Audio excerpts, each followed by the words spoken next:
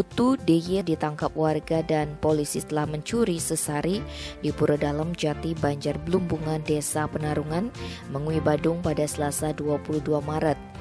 Informasi yang dihimpun terungkap, peristiwa yang viral di media sosial itu terjadi saat pemangku dan pengempon pura bersih-bersih atau mereresik usai piodalan sekitar pukul 10.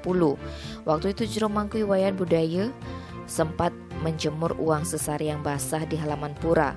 Diduga saat itulah pelaku menyelinap masuk ke pura, namun tak berselang lama pemangku mendapati uang tersebut berkurang sekitar 6,7 juta rupiah.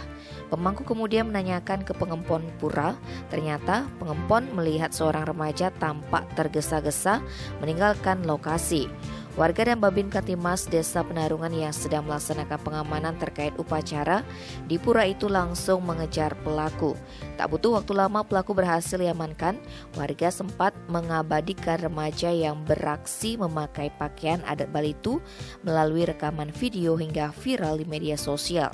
Saat diinterogasi polisi, pelaku mengaku telah melakukan pencurian lintas kabupaten.